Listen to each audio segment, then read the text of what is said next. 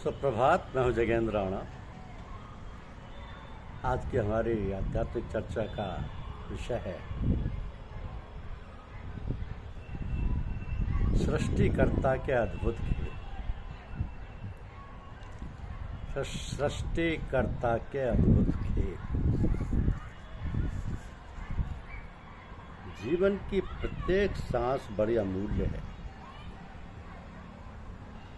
कोई भी सांस परमपिता परमात्मा की याद से खाली नहीं जानी चाहिए, क्योंकि कोई ये नहीं जानता कि किस क्षण सांस निकल जाए, फिर आए या ना आए। अतः मानव मात्र का एक अनिवार्य कर्तव्य होना चाहिए कि वह अपना स्वभाव ऐसा बनाए, ऐसी आदत डाले कि सांस भीतर जाए बाहर आए, दोनों दशाओं में मालिक की याद बराबर बनी रहे। ये सारा संसार उसी मालिक का बनाया हुआ है, उसी का सारा कारोबार है। ये तो मनुष्य ये भूल करता है कि मैं, मेरा, परिवार, जमीन जायदाद सब कुछ मेरा है, और सब कुछ जिसका है उसको भूला हुआ है, गाफिल है। अपने कुटुंब वालों में रेशम के कीड़े की तरह अपने आप को बंद कर रखता है। चारों ओर से ऐसा जाल में बंधा है कि छूटना निकलना उससे कठिन ही नहीं, असंभव है। यही कहलाता है मायाजाल। भव सागर बड़ी विडंबना है। ये सब सोच विचार कर कभी हंसी आती है और कभी रोना। क्या किया जाए, कैसे करें? ये भव फंद है। तो ऋषि मुनि और संत महात्माओं ने एक यही उपाय बताया कि ईश्वर की याद की जाए।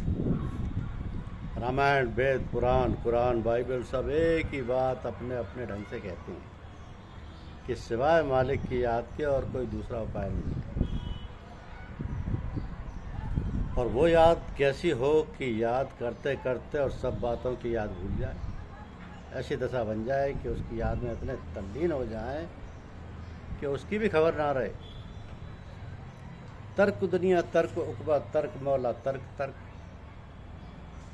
सुनिए कि तर्क दुनिया तर्क उकबा तर्क मौला तर्क तर्क। तो कहना कोई कठिन बात नहीं है।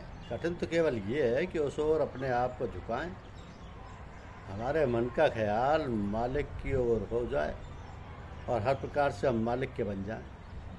तो तन मन धन सर्व भावेन सर्व रूपेण मालिक की हो, मालिक को ही अर्पित हो जाए। उसकी जीती जागती मिसाल तो रामायण में भरत जी की है। भरत जी ने पूर्ण रूपेण अपने आप को राम के चरणों में अर्पित कर दिया था। इतना समर्पण, इतना त्याग, इतनी तपस्या का उदाहरण मिलना अत्यंत दुर्लभ है। किंतु और भी इस जमाने में जीती जागती मिसाल है। हमारे गुरुदेव के सगे भाई, दादा गुरु के सगे भाई श्रीमान चच्चा जी महाराज की है, जो अपने बड़े भ्राता के प्रति पूर्ण समर्पित रहे, जिनके बारे में अनंत वीति के पाठकों ने पढ़ा और सुना होगा, और बहुत से लोग भी जिन्होंने उनको देखा है, उनके दर्शन किए हैं, उनके साथ रहे हैं। तो जब मालिक से कोई ऐसी याद करता है, इतना प्रेम करता है, तो अपना आपा खो बैठता है। तब मालिक भी उसकी अहरनिश चिंता रखता है। जैसे रामायण में एक जगह आया है कि यह बड़ी बात भरत के नाही, सुमिरत जिनहि राम मन माही। यानी आशिक माशूक हो जाए, इस कहावे सोए। ये तो प्रेम की पराकाष्ठा, अंग प्रत्यंग का सर्वभावेन समर्पण सरल है। ये मार्ग यदि किसी को मिल जाए, वरना तो फिर लोहे के चने चबाने ही। तो कहते हैं कि तन पवित्र सेवा किए, धन पवित्र किए दान, मन पवित्र हरि भजन से होए त्रिविध कल्याण। तन पवित्र सेवा किए, धन पवित्र किए दान, मन पवित्र सेवा किए होए त्रिविध कल्याण। राम नाम एक सार है, सब ग्रंथन का सार, ताको नित्य सुमरन करो। उतर जाए भोग पार। तो हम हैं और हमारा परिवार। परिवार तो बहुत बड़ा हो सकता है और छोटा भी। तो जो बहुत ही छोटे परिवार वाले हैं, उनमें वो और उनकी धर्मपत्नी, वो अपनी पत्नी को इतना प्यार करते हैं कि उनका सारा क्रियाकलाप केवल अपनी पत्नी तक ही सीमित रहता है। तो तीसरे व्यक्ति को तो वो फूटी आंखों से नहीं देख सकते। यहाँ तक कि बेटे बेटियों को भी दुत्कार देते हैं। यदि थोड़ी उदारता बढ़ी तो फिर वे अपने बच्चों में बेटे बेटियों को भी प्यार दुलार देते हैं और उनकी भी हर बात की चिंता रखते हैं। और थोड़ी उदारता आई तो वे माता पिता भाई बहन को भी विचार करने लगे और उनकी सेवा शुश्रूषा तन मन धन से करने लगी। सगे संबंधी नाते रिश्तेदार से भी संबंध बढ़ने लगे।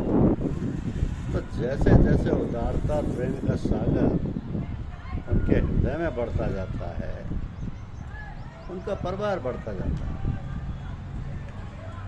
फिर आगे बढ़े तो पड़ोस वाले और गांव वालों से भी बड़ी उदारता, प्रेम आदर सत्कार से व्यवहार करने लगी। बीमारी में उनको सुध बुद्धि खैर खबर लेने लगी।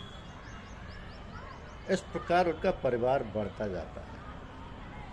अपने जनपद, प्रांत और देश के प्रति बड़े उत्साह और लगन के साथ वो जो कुछ कर सकते हैं करते हैं और सब कुछ न्यौछावर करने को तैयार रहते हैं। फिर प्रेम बढ़ता है तो सारा संसार और समस्त प्राणी मात्र ही अपने लगने लगते हैं और तब उनका अपना कुछ भी नहीं रहता। तो उनके पास जो कुछ है वो धन दौलत माल टाल सभी कुछ सबको देने के लिए जी जान से तत्पर रहते हैं और समस्त देश सारा संसार उनका परिवार हो जाता है। तो संसार के प्राणी मात्र उन्हें अपने ही जैसे लगते हैं, ना किसी से द्वेष ना किसी से घृणा, सभी से लगा। तब उनके प्रेम का प्रसार अनंत हो जाता है और इस अनंत में ही भगवान है। उसी के दर्शन यत्र तत्र सर्वत्र करने लगते हैं। तो अभी तक इश्क मिजाजी था, इश्क मजाजी था, अब इश्क हकीकी हो गया। सारा संसार वसुधैव कुटुंबकम हो जाता है। उनका ना कोई अपना है ना पराया है। उनकी अपनी सत्ता, उनका अपनापन सब सपना हो गया। जही जाने जग जाए हेराई वाली अवस्था पैदा होगी। यही अवस्था होती है परम संत महात्माओं की। किंतु उनका व्यवहार होता है साधारण पुरुषों की तरह। किसी को तनिक भी संदेह नहीं होने पाता कि वे कोई संत या महात्मा है। एक जगह बैठे बैठे उन्हें संसार के क्या सारे ब्रह्मांड की सुध-बुध रहती है और वह सारा खेल बैठे बैठे देखते रहते हैं।